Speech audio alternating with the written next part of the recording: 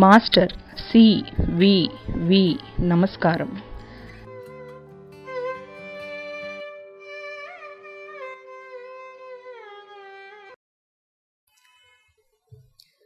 Master CVV.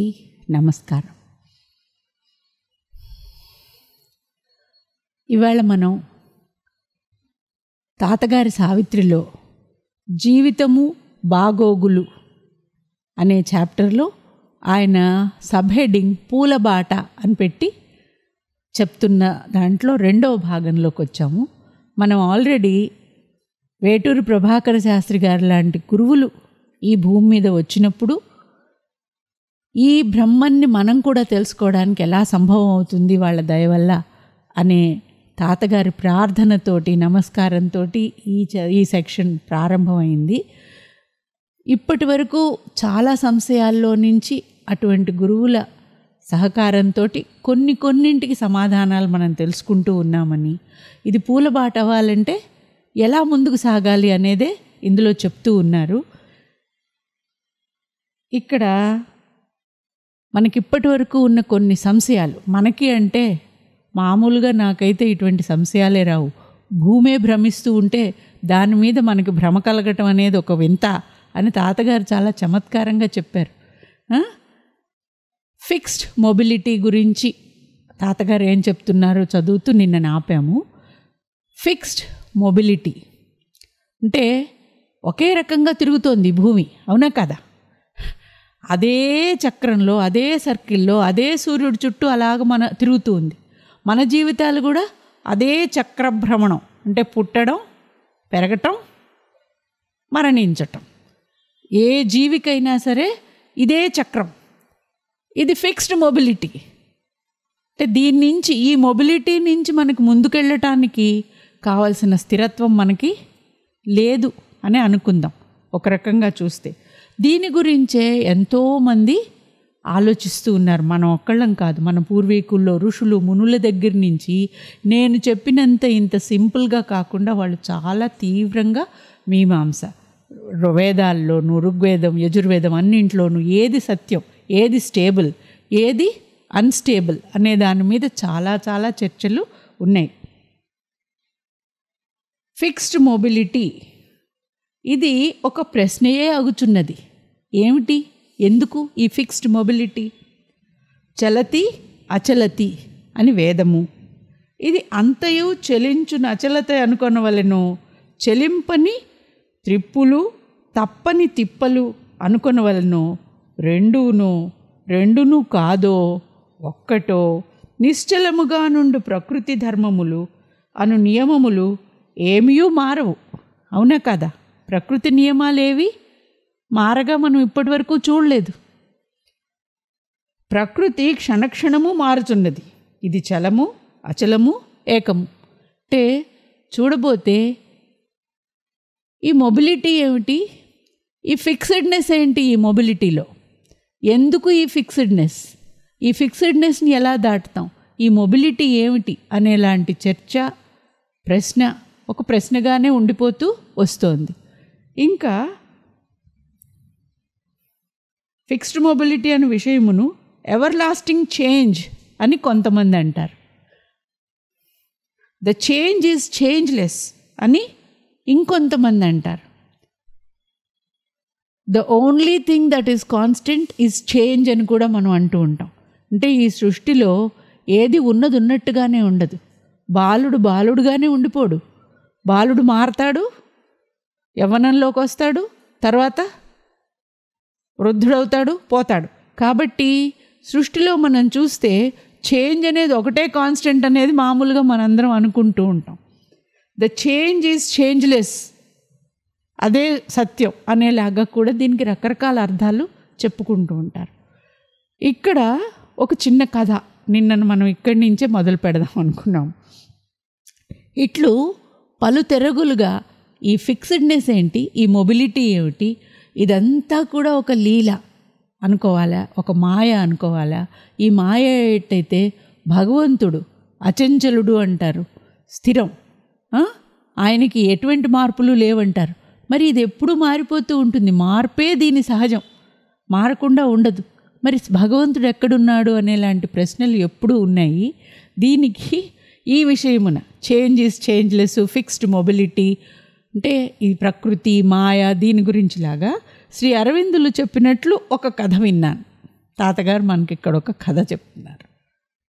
Shankara భగవత్పాదుల వారిని చూచి భగవంతుడు 3 సార్లు నవ్వాటండి. ఎవరు నవ్వారు? భగవంతుడు. ఎవరిని చూసి? ఆది శంకరాచార్యుల వారిని చూసి ఆయన 3 సార్లు నవ్వారట. ఆది శంకరాచార్యుల వారు అద్వైత సిద్ధాంతాన్ని ప్రపంచం మొత్తానికి చాటి చెప్పి పీఠాలు స్థాపించి 4 వేదాల పేరుతోటి భారతదేశంలో 4 దిక్కుల శంకర దిగ్విజయం, జగద్గురు శంకర దిగ్విజయం. ఆ శంకరాచార్యుల వారిని చూసి భగవంతుడు ఓ చిరునవ్వు నవ్వాట. మొదటిసారి పుట్ట మాతా నాస్తి పితా నాస్తి అనిన జగద్గురువులు తల్లి శ్రాద్ధక్రియలను చూడవచ్చినప్పుడు, అంటే మాతా నాస్తి పితా నాస్తి నాస్తి బంధు సహోదర అర్థం నాస్తి గృహం నాస్తి తస్మాత్ జాగ్రత్త జాగ్రత్త అని కదా అది ఆ శ్లోకము. అంటే ఇవన్నీ నిజం కాదు, ఇవన్నీ మాయ, ఈ మాయకు నువ్వు లోబడకు అనే పద్యం చెప్పినవాడు వాళ్ళ అమ్మగారికి ఆయన ఒక ప్రామిస్ చేశారు సన్యాసం తీసుకునేటప్పుడే. నేను సన్యాసం తీసుకుని ఎక్కడ తిరుగుతున్నా నీవు పోయే టైంకి తప్పకుండా కాలడి వస్తాను, నీ దగ్గర ఉంటాను, నీ అంత్యక్రియలు చూస్తాను అనేసి. మరి ఇది విరుద్ధంగా అనిపించట్లేదా? అంతా మిథ్య అంటూ ఆ మిథ్యలో ఉన్న మిథ్యా తల్లికి ఇచ్చిన మిథ్యా మాటకి ఆయన కట్టుబడి గౌరవంగా వెనక్కి వచ్చారు. అది చూసి భగవంతుడు నవ్వాడు అని ఇవన్నీ కథలు. అంటే శంకరాచార్యుల వారు చెప్పిన అద్వైతంలో ఈ సృష్టి మొత్తం మాయ, భగవంతుడొక్కడే జ్ఞానస్వరూపుడు. ఈ మాయను దాటి మనం బ్రహ్మన్ అని తెలుసుకోవటంలో నుంచి వీటన్నింటికీ సుఖదుఖాలకు అతీతంగా ఉంటాము అనేది కదా ఆయన చెప్పేది. ఇక్కడ ఇటువంటి జ్ఞానం గురించి కొన్ని లక్షణాలు చెప్పారు, ఎలా ఉంటాయి అని. ఊరికేనే చెప్పుకుందాం మనం. ఆయన బ్రహ్మన్ ఒక్కడే సత్యం, జగం మిథ్య, అది ఆయన సిద్ధాంతం. సో ఆత్మ ఒక్కడే సత్యం, ఆత్మ పరమాత్మ ఒకటి. ఇంకా అవిద్య అజ్ఞానం అనేది ఏం చేస్తుందంటే మన ఈ భూమి మీద ఉన్నవన్నీ అనుభవింపచేసేలాగా చేసేదంతా కూడా మన అజ్ఞానం, అవిద్య. కాబట్టి ఈ అవిద్య నుంచి మనకి మోక్షం, లిబరేషన్ వస్తే అప్పుడు మనం ఆత్మజ్ఞానంతో ఉంటాం. ఆత్మజ్ఞానం కోసం శోధించటమే మనకి అద్వైత సిద్ధాంతంలో ముఖ్యంగా చెప్తారు. ఇక్కడ ప్రస్థానత్రయము, బ్రహ్మసూత్రాలు, భాగవతానికి టీకా రాయటము, ఆయన ఎన్ని పద్యాలు ఎన్ని పూజలకు మనం చదివే స్తోత్రాలన్నీ చూస్తే కూడా శంకరాచార్యుల వారు రాసినవే ఉంటాయి. ఆయన జీవితంలో ఆయన లక్ష్మీ నృసింహ స్తోత్రం కానీ ఇవన్నీ చూసుకున్నా కూడా. ఇప్పుడు ఈ జీవన్ముక్తి ఎలా సాధించాలి అనే దాని మీద ఆయన చాలా వివరంగా చెప్పారు. ఆ జీవన్ముక్తుడి లక్షణాలు ఏమిటి అనేవి కూడా చెప్తారు. జీవన్ముక్తుడి లక్షణాలు ఏంటి అనేది చూసుకుందాం మనం రెండో కథలోకి వెళ్ళే ముందు. వాళ్ళకి ఇతరులు తమని దూషించారా పొగిడారా అనే తేడా వాళ్ళకి ఉండదు. దేనితోటి బంధం అనేది ఉండదు, కోపము ఉండదు, సంతోషము ఉండదు, దేన్ని పొందాలి తమ కోసం అనే కోరిక కూడా వాళ్ళకి ఉండదు. అందరి క్షేమం కోసం ప్రార్థన, అంటే అందరి క్షేమం కోసం ఆలోచించటం అనేది వాళ్ళకు ఒక సహజ లక్షణం అని చెప్తారు. జీవన్ముక్తుల లక్షణాలు కనుక మనం చూస్తే, నేను చూడలేదు కానీ శ్రీ రమణ మహర్షి గారు ఒక జీవన్ముక్తుని జీవితమే అనేది ఆయన జీవితం చూస్తే మనకి తెలిసిపోతుంది. సో వాళ్ళకి ఎప్పుడూ ఆ బ్రహ్మన్ గురించి ఆలోచిస్తున్నట్టుగానే వాళ్ళ జీవితం గడుస్తుంది. వాళ్ళు వేరుగా ఒక తంత్రము, యంత్రము, మంత్రము, పూజ అవేవి కూడా వాళ్ళకి ఉండవు, అవసరం కూడా లేదు. అలాంటి జీవన్ముక్తులు. కానీ అరవిందులు చెప్పే ఈ కథలో ఏమిటంటే ఇదంతా మిథ్య అనుకునున్న శంకరాచార్యుల వారు తమ తల్లిగారికి మాత్రం ఇచ్చిన మాట ప్రకారం వెళ్ళారు. అలాగే రమణ మహర్షి గారు కూడా తమ తల్లిగారిని దగ్గర ఉంచుకుని ఆవిడకి కావాల్సినవి చూశారు. అంటే వాళ్ళు ఎందుకు అవి చేశారు అని మనం ఎక్కిరించే వాళ్ళం కాదు. భగవంతుడే నాయన నువ్వు చెప్పిన దాంట్లో ఎక్కడో దిద్దుకోవాలి, ఎందుకంటే ఆ మాయ అంతా కూడా నాదే, నేనే ఆ మాయ. జగత్తు రెండోది రెండోసారి ఎప్పుడు నవ్వేట, జగత్తు మిథ్య అని మాయ అని చెప్పుచూ విరామము లేక లోక సంచారము చేసి పండితులతో వాదించి జయించి ఎన్నో మారుల ఆసేత సీతాచలము పర్యటించి పీఠములను నెలకొల్పి కార్యసాధన చెప్పినప్పుడు ఈ జగత్తు మిథ్య అంతా మాయ అన్నప్పుడు ఈ మాయలో ఎందుకు ఇలా తిరిగి చేయడానికి ప్రయత్నించావు అని అడిగట. అంటే ఈ మాయలో నుంచి ముందుకు వెళ్ళవలసిందేదో ఉంది, దాని గురించే ఆదిశంకరులు తిరిగి ఉంటారు. భగవంతుడు మన రామకోటయ్య గారు లాంటి వారే, జోకులు వేయగలరు. ఎవరితో వేయగలరు అంటే ఆదిశంకరుల స్థాయి వాళ్ళతోటి వేస్తారు జోకులు. మనకి భగవంతుడు ఎలా ఉంటాడో ఎప్పుడూ కనపడ్డు కాబట్టి ఆయన ఒకవేళ జోక్ వేసినా మనకు అర్థం అవదు. మూడోది ఎప్పుడంటే చలతి అచలతి. ఇదిగో ఇది చలతి అంటే కదిలేది, అచలతి అంటే కదలనిది. ఫిక్స్డ్ మొబైల్, చలతి మనది మొబైల్ అనగానే మనందరికీ సెల్ ఫోన్లు గుర్తొస్తాయేమో, లేదు మనందరం మొబైలే. చలతి అచలతి అను వేదమంత్రములకి అవిరోధము సాధించి అద్వైతమును ప్రతిష్ఠింపచూచినప్పుడు, అద్వైతాన్ని ప్రతిష్ఠించేటప్పుడు ఈ చలతి మొత్తం మిథ్య, అచలతి అయినది ఒక్కటే సత్యం అని కదా ఆయన చెప్పింది. చలతి అనగా చెలించునట్లు అగుపడునది అని, అచలతి నిశ్చలమైనట్టిదని అర్థము చెప్పినప్పుడు శంకరాచార్యుల వారు అలాగ దాన్ని వివరించినప్పుడు భగవంతులు చిన్న నవ్వు నవ్వారట. నాయన చలతి అచలతి రెండింటి వెనక నేనే, ఎందుకలా వేరు చేసి చెప్పావు అని చిరునవ్వు నవ్వారు.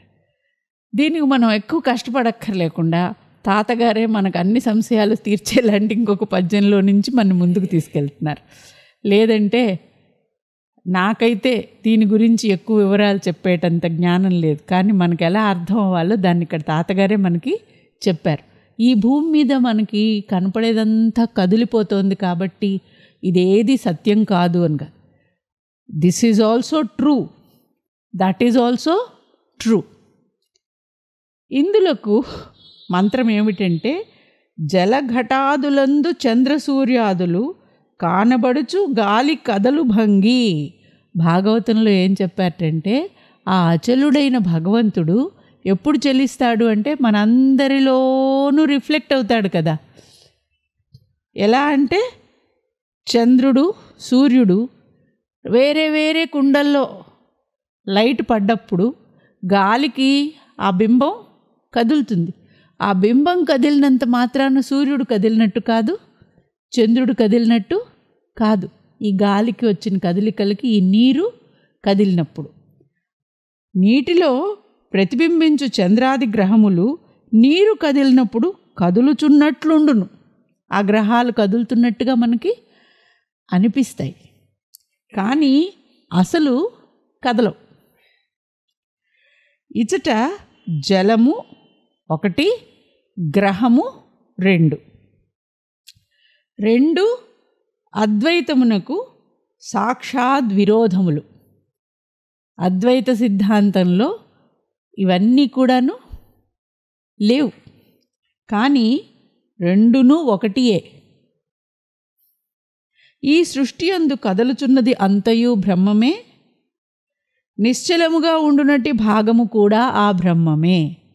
అమ్మయ్య, ఇందాక నుంచి నేనేదో అంటున్నాను అనుకోవద్దు మీరు. అమ్మయ్య తాతగారు చెప్పింది ఒక్కసారి వింటే ఈ కదిలే నీరు భ్రమమే, ఆ కదలని ఆ సూర్యచంద్రులు భ్రమమే, ఆ పడ్డ నీడ కదలటం కూడా సత్యమే. అందువల్లనే తచ్చలతి తదచలతి, అది ఒక్కొక్కసారి కదులుతుంది, ఒక్కొక్కసారి కదలదు అని పెద్దల వాక్యముల వినపడును. ఈ కదులుదంతయు అదియే, కదలనట్టిది కూడా అదియే అని భావము. కనుక కదిలేది నేను కాదు, కదలనిదే నేను అని ఎందుకన్నావు నాయనా అనేలాగా ఆది శంకరాచార్యుల వారితోటి దేవుడు నవ్వారట. ఇట్లు సగము కదులుట, సగము మెదలకుండుట. ఇక్కడ కూడా చూసారా, రెండు ఉన్నాయన్నమాట. ఈ రెండు ఒకటి అని మనం తెలుసుకోగలగాలి. సగము ప్రకృతి, సగము పురుషుడు. ప్రకృతి కదులుతూ ఉంటుంది, పురుషుడు అచలుడు, స్థిరంగా ఉంటాడు. సగము భువి, సగము దివి. చూసారా లింక్ ఎలా పెట్టేశారో? ఈ భువి కదులుతూ ఉంటుంది, దివి స్టేబుల్. సగము సగము కలిసి నిండు కావలేను, అర్థములు అనర్థములు పోవలేను. అంటే ఏదో ఒకటే కరెక్టు, రెండోది తప్పు అనుకోవడం కదా మనకి ఇప్పటి వరకు వస్తున్న అనర్థం. అది పోవలేను. సార్థకము కావలేను, మీనింగ్ఫుల్గా ఉండాలి. ఏంటి? ప్రకృతి మీనింగ్ఫుల్, పురుషుడు మీనింగ్ఫుల్, రెండూ కలిసిన ఈ మొత్తం విశ్వం కూడా మీనింగ్ఫుల్. ఒకటి మాయ, ఒకటి డిలీట్ అనేది లేదు. ఈ రెంటి మధ్య ఒక తెర, పొర. అది పొరయే కానీ అడ్డుగోడ కాదు. అర్థం ఉంది కదా, రెండింటికి తేడా ఉంది. కావున స్వచ్ఛమగు ఆత్మజ్ఞానము ఈ పొరను తొలగించి ఆనందానుభూతిని అందించును. మనము శుచిగా, శుభ్రముగా, పవిత్రముగా ఉండిననే మనం ఆ దివ్యానుభూతిని అందుకొనవచ్చును. బాబు, శుచిగా, శుభ్రంగా, పవిత్రంగా ఉండటమంటే శుభ్రంగా స్నానం చేసేసి మంచి పట్టుబట్టలు కట్టుకుని విభూతులు పెట్టు కూర్చోవడం అని మాత్రం కాదు. ఆ శుచి అంతర్శుచి, బాహ్య శుచి, అన్ని ప్లేన్స్లో శుచి అన్నమాట. Not just physical plane. మనం అందరం కూడా ఎక్కడ మిథ్యలో ఉంటామంటే ఫిజికల్ ప్లేన్లో స్నానం చేసేసి మంచి బట్టలు కట్టేసుకుంటే శుచి అయిపోయామండి అని. కానీ మన మనస్సు అన్ని వైపులకు వెళ్తూ అంత కుళ్ళుతోటి ఉందనుకోండి, మనం రెడీ కాదు ఆ డివైన్ డిసెంట్కి, ఆ జ్ఞానానికి. ఆ పొరలు తొలగాల్సింది కేవలం ఈ బాడీ మీద ఉన్న డర్ట్ ఒక్కటే కాదు, అన్నింట్లోనూ పవిత్రత. మన ఇంద్రియములు అనగా, నేనేం చెప్పట్లే, తాతగారు చెప్పిందే, జ్ఞానేంద్రియములు, కర్మేంద్రియములు పవిత్రములుగా ఉన్ననే ఈ దివ్యానుభూతి ఉండును. అమ్మయ్యో, కామక్రోధాదులచే దూషితములైనప్పుడు ఈ అనుభూతి అందదు. కూర్చుంటే కాన్సన్ట్రేషన్ కూడా దొరకదు. మనస్సులోకి ఇవాళ జరిగిన విషయాలన్నీ వచ్చేస్తూ ఉంటే ఆ పొర తొలగించుకోవడానికి కావాల్సిన స్టెబిలిటీ మనకి ఉండదు. ఆ దివ్యకాంతి ఇమడదు మనలోకి. అది అక్కడ ఉంటుంది, కానీ మనమే డోర్స్ ఓపెన్ చేయలేమన్నమాట. మన పొర మన వైపు నుంచి ఓపెన్ అవ్వదు. అప్రాకృతమగు పుణ్యలోకము అబ్బదు. అప్రాకృతం, ప్రాకృతాలు ఇవన్నీ మనకు చూపించేది ప్రకృతి. ప్రకృతికి అతీతమైనది, అప్రాకృతమైనది మనకి అందదు. ఇచ్చటి బాధలను, కన్నీటిని ఆ పవిత్రత కడిగివేయును. మనకి గనక అది వీలుండి వస్తే, ఆ పొర తొలగితే ఈ బాధలన్నీ అది కడిగేస్తుంది. సిగ్గుతో మిళితము కాని ప్రేమ ఆ పవిత్రత యందే కలదు. ఈ భూమి మీద ఉండే ఇమోషన్స్, ఎక్స్పీరియన్సెస్ అన్నీ కూడాను ఈ మ్యాటర్ తోటి కలవటం వల్ల ప్యూరిటీ తగ్గి ఉంటాయన్నమాట. అది పోతుంది. కాబట్టి మనం ఇక్కడ చేయడానికి సిగ్గుపడుతున్నాం, ఇట్లాగే ఉంటుందేమో అక్కడ కూడా అనేలాగా ఉండదు. సిగ్గునకు సిగ్గుచేటు. ఆ దివ్యానుభూతి, పరమ పవిత్రత మనల్ని అందరినీ ఆకర్షించి, శుభ్రపరచి, ఎదురు తిరిగిన వారి నొడబరుచును. కాదనుకున్న వాళ్ళని కూడా అవును అనిపించేలాగా మార్చగలుగుతుంది. వలదన్న వారిని ఒప్పించును. తన కరుణ అందరిలో నింపును. ఎప్పుడూ ఆ పూలబాట ఆ పొర తొలగితే ఆనందములో ముంచును. ఆ మధుర గానమునకు మేల్కొన్న మనస్సు పవిత్రమై సూక్ష్మమగును. సటిల్ బాడీ భారము తగ్గును, తేలికగును. మన ఊపిరిని తేలికగా ఇంకనూ సులభముగా పీల్చగలము. మన గుండె బరువుగా కొట్టుకొనుట బదులు వెలుగు రేఖలతోడ సయ్యాటలాడును. కాలుడే అమృతమైన అమరగానమును వినిపించును. సృష్టి సరిగా దేవహస్తముల నుండి, దేవ సాన్నిధ్యము నుండి, దేవసారూప్యమునంది సరాసరిగా ఇదిగో ఇటకు దిగివచ్చుచున్నది. ఆ పొర గనక తొలగితే అది జరుగుతుంది. అంటే దివి భువి కలుస్తాయి. ఫిక్స్డ్నెస్, మొబిలిటీ రెండు కలిసి పూర్ణమవుతాయి. ఎగిరి క్రిందికి దూకుచున్నది. ఏది? దేవ సాన్నిధ్యం. ఎగిరి కిందికి దూకుచున్నది. గంగావతరణము జరుగుచున్నది. శివ జటాజూటము నుండి వియద్గంగా చెంగును పొంగి చెంగలించి మనల తన్పుచున్నది. మీరందరూ ఆశ్చర్యముతో తన్మయులై ఆ గంగావతరణ తరుణాన్ని గమనించండి. అంటే ఫోకస్ చేసుకుని లోపల ఆ divine descent, the supramental descent, ఆ బ్లెస్సింగ్ని అనుభవిస్తే ఆ పరమానందాన్ని మీరు అనుభవించగలుగుతారు. అట్లు దిగివచ్చు బాలసూర్యుడు, బాల త్రిపుర సుందరి. వటపత్రశాయి అయిన అతడు బాలుడైనాడు.